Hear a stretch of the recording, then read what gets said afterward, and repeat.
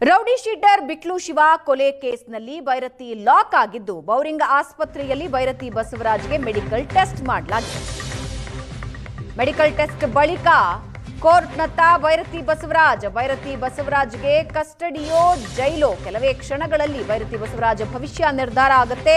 42ನೇ ACJM court ಮುಂದೆ ಭೈರತಿ ಹಾಜರು. ನ್ಯಾಯಾಧೀಶ ಶಿವಕುಮಾರ್ ಮುಂದೆ ಭೈರತಿ ಹಾಜರ್. ಕನಿಷ್ಠ 5 ದಿನ ವಿಚಾರಣೆಗೆ ಕೇಳೋದಕ್ಕೆ ಸಿಐಡಿ ತನಿಖಾಧಿಕಾರಿಗಳು ಸಿದ್ಧತೆ ನಡೆಸಿಕೊಂಡಿದ್ದಾರೆ. ಕನಿಷ್ಠ 5 ದಿನಗಳ ವಿಚಾರಣೆಗೆ ಕೊಡಿ ಅಂತ ನ್ಯಾಯಾಲಯವನ್ನ ಕೇಳೋದಕ್ಕೆ ತನಿಖಾಧಿಕಾರಿಗಳು ಸಿದ್ಧತೆಗಳನ್ನು ನಡೆಸಿಕೊಂಡಿದ್ದಾರೆ. ನಿನ್ನೆ ಅಹಮದಾಬಾದ್ನಿಂದ ಬೆಂಗಳೂರಿಗೆ ಬರ್ತಾ ಇದ್ದ ಹಾಗೆ ಟರ್ಮಿನಲ್ ಒಳಗೆ ಅರೆಸ್ಟ್ ಮಾಡಿ ಕರೆದುಕೊಂಡು ಬಂದು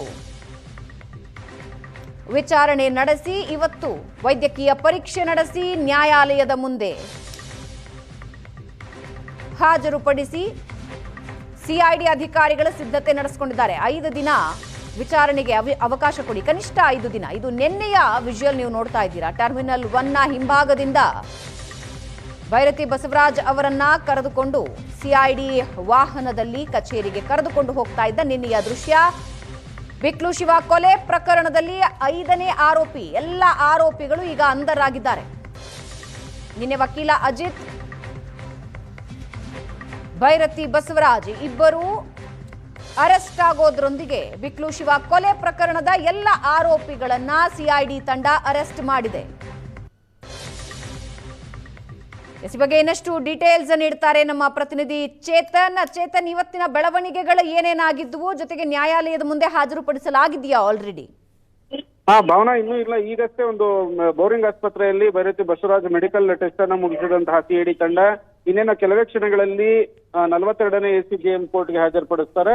ಅಲ್ಲಿಂದ ಆಸ್ಪತ್ರೆಯಿಂದ ಹೊರಟಿದ್ದಾರೆ ಅನ್ನೋದ್ರ ಬಗ್ಗೆ ಮಾಹಿತಿ ಕೂಡ ಇದೀಗ ಲಭ್ಯ ಆಗ್ತಿರುವಂತದ್ದು. ಅಂದ್ರೆ ಇಡೀ ದಿನ ಇವತ್ತು ನಿನ್ನೆ ಅವರಾಗಿದ್ದವರೇ ಒಂದು ಗುಜರಾತಿಂದ ಅಹಮದಾಬಾದ್ನಿಂದ ಬಂದು ಬೆಂಗಳೂರಿಗೆ ಇಳಿದ್ರೆ ಇಮಿಡಿಯೇಟ್ಲಿ ಅವರನ್ನ ವಶಕ್ಕೆ ಪಡೆಯುವಂತಹ ಕೆಲಸವನ್ನ ಸಿಐಡಿ ಅಧಿಕಾರಿಗಳು ಕೂಡ ಮಾಡ್ಕೊಂಡಿರುವಂತದ್ದು. ಅಂದ್ರೆ ರಾತ್ರಿಯೆಲ್ಲ ಕೂಡ ಸಿಐಡಿ ಕಚೇರಿಯಲ್ಲೇ ಭೈರತಿ ಬಸವರಾಜ್ ಅವರನ್ನ ಇಟ್ಟುಕೊಂಡು ವಿಚಾರಣೆಯನ್ನು ಕೂಡ ನಡೆಸಿದ್ರು. ಆನಂತರ ಇವತ್ತು 3 ಗಂಟೆ ಸುಮಾರಿಗೆ ಒಂದು ಬೌರಿಂಗ್ ಆಸ್ಪತ್ರೆಯಲ್ಲಿ ಮೆಡಿಕಲ್ ಮಾಡಿಸ್ಬೇಕಾಗಿರುತ್ತೆ. ಆ ಒಂದು ಪ್ರೊಸೀಜರ್ ಏನಿದೆ, ಕಾನೂನಾತ್ಮಕವಾದಂತಹ ಒಂದು ಪ್ರಕ್ರಿಯೆ, ಅದನ್ನ ಮುಗಿಸಿರುವಂತದ್ದು. ಇನ್ನೇನು ಕೆಲವೇ ಕ್ಷಣಗಳಲ್ಲಿ ನೃಪತುಂಗ ರಸ್ತೆಯಲ್ಲಿರುವಂತಹ ಎಸಿಎಂಎಂ ಕೋರ್ಟ್ ಏನಿದೆ ಆವರಣ, ಅಲ್ಲಿ 42ನೇ ಎಸಿಜೆಎಂ ಕೋರ್ಟ್ಗೆ ಹಾಜರುಪಡಿಸ್ತಾರೆ. ಆನಂತರ ಅಂದ್ರೆ ಈ ಒಂದು ಪ್ರಕರಣದಲ್ಲಿ ಏನು ಭೈರತಿ ಬಸವರಾಜ್ ವಿರುದ್ಧ ಸಾಕಷ್ಟು ಸಾಕ್ಷ್ಯಗಳು ಒಂದು ಸಿಐಡಿಗೆ ಲಭ್ಯವಾಗಿತ್ತು. A1 ಪ್ರಕರಣದ A1 ಆಗಿದ್ದಂತಹ ಜಗದೀಶ್ ಅಲಿಯಾಸ್ ಜಗ್ಗ ಮತ್ತೆ ಬಸವರಾಜ್ ಮಾತಾಡಿರುವಂತಹ ಆಡಿಯೋ ಕೂಡ ಅಧಿಕಾರಿಗಳಿಗೆ ಲಭ್ಯ ಆಗಿತ್ತು. ಈ ಒಂದು ಆಡಿಯೋದ ಆಧಾರದ ಮೇಲೆನೆ ಅವರನ್ನ ವಿಚಾರಣೆಯನ್ನು ಕೂಡ ನಡೆಸಿರುವಂತದ್ದು. ಅಂದ್ರೆ ಈ ಒಂದು ಬಿಕ್ಲು ಶಿವನ ಮರ್ಡರ್ ಕೇಸ್ನಲ್ಲಿ ಅವರ ವಿರುದ್ಧ ಸಾಕಷ್ಟು ಒಂದು ಸಾಕ್ಷ್ಯಗಳು ಅಧಿಕಾರಿಗಳಿಗೆ ಲಭ್ಯವಾಗಿದೆ. ಹೀಗಾಗಿನೇ ಅವರನ್ನ ಅರೆಸ್ಟ್ ಮಾಡಿರುವಂತದ್ದು. ಸದ್ಯಕ್ಕೆ ಮೆಡಿಕಲ್ ಮುಗಿಸಿ ಒಂದು ಕೋರ್ಟ್ಗೆ ಕರ್ಕೊಂಡ್ ಬರ್ತಾ ಇದ್ದಾರೆ. ಇನ್ನೇನು ಕೆಲವೇ ಕ್ಷಣಗಳಲ್ಲಿ ಅವರನ್ನ ಹಾಜರುಪಡಿಸ್ತಾರೆ. ಮತ್ತೆ ವಿಚಾರಣೆಗೆ ಅವರ ಅಗತ್ಯ ಇರೋದ್ರಿಂದ ಕೋರ್ಟ್ಗೆ ಹಾಜರುಪಡಿಸಿ ಒಂದು ವಾರ ಅವರು ತಮ್ಮ ಕಸ್ಟಡಿಗೆ, ಪೊಲೀಸ್ ಕಸ್ಟಡಿಗೆ ತೆಗೆಳುವಂತಹ ಸಾಧ್ಯತೆ ಇದೆ. ಆನಂತರ ಏನಾಗುತ್ತೆ ಅನ್ನೋದನ್ನ ಕಾದ್ ನೋಡ್ಬೇಕಾಗುತ್ತೆ. ಸದ್ಯಕ್ಕೆ ಭೈರತಿ ಬಸವರಾಜ್ ವಿರುದ್ಧ ಸಾಕಷ್ಟು ಸಾಕ್ಷ್ಯಗಳಿದೆ. ಆ ಒಂದು ಸಾಕ್ಷ್ಯಗಳನ್ನೆಲ್ಲ ಇಷ್ಟು ವಿಚಾರಣೆ ಅಗತ್ಯ ಇರೋದ್ರಿಂದ ಕನಿಷ್ಠ ಪಕ್ಷ ಒಂದು 5 ದಿನನಾದ್ರೂ ಕೂಡ ಕೋರ್ಟ್ ಅವರನ್ನ ಪಿಸಿ ಕಸ್ಟಡಿಗೆ ಕೊಡುವಂತಹ ಸಾಧ್ಯತೆಗಳು ಇರುವಂತದ್ದು. ಭಾವನಾ, ಎಸ್, ಒಟ್ಟಾರೆ ಪ್ರಕರಣದಲ್ಲಿ ಎಲ್ಲ ಆರೋಪಿಗಳ ಬಂಧನ ಈಗಾಗಲೇ ಆಗಿದೆ. ಸೊ ಪ್ರಕರಣದ ಮುಂದಿನ ಹಂತಗಳು ಏನೇನಾಗಿರುತ್ತವೆ?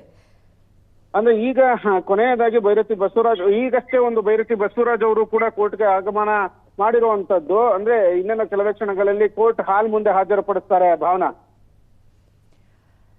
ಎಸ್ ಚೇತನ್, ಒಟ್ಟು ಪ್ರಕರಣದಲ್ಲಿ 5ನೇ ಆರೋಪಿ ಭೈರತಿ ಬಸವರಾಜ್ ಮೆಡಿಕಲ್ ಟೆಸ್ಟ್ ಆದ ನಂತರ ಈಗ ನ್ಯಾಯಾಲಯದ ಮುಂದೆ ಹಾಜರುಪಡಿಸೋದಕ್ಕೆ ಕರೆದುಕೊಂಡು ಹೋಗ್ತಾರೆ.